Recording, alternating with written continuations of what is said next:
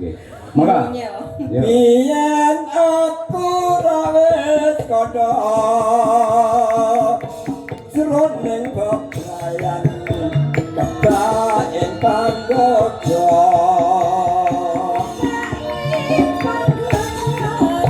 basan pancing malam tanpa aku peteng jejekan rinoso apa saiki wis beda biyene apa saiki ya apa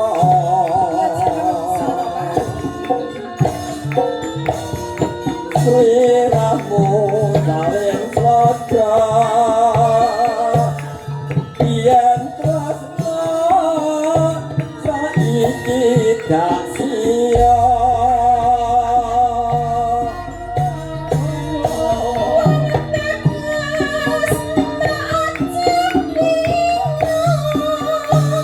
ora bingung aku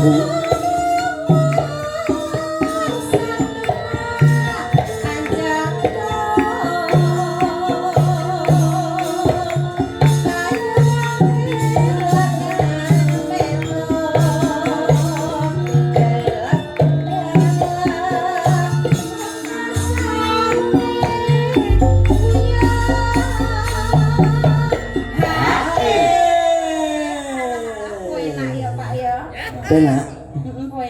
Enak ganti. Sewantene kok ya mau nyeli to nek wong wedok nek kaya aku. Aku mung takon. Kula nek mung sing penak nggon ngendi? Sewantenipun Kang. Sewantenipun aku ora suarane tok sak solahe polahe ya penak wit kok. Pucuk kuku teko pucuk rambut. Dadi kula nyenengi itu enak kabeh. Kaya pitik. Kaya pitik dipakani. Tak sun marang sliramu kok aja lali marang prasetyamu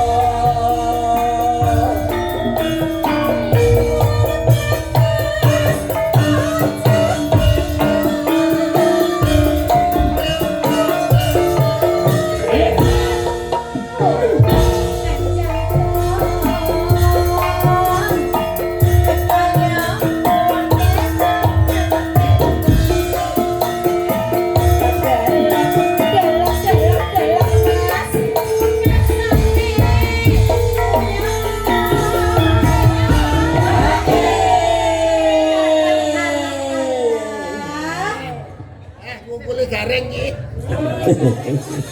Nggih.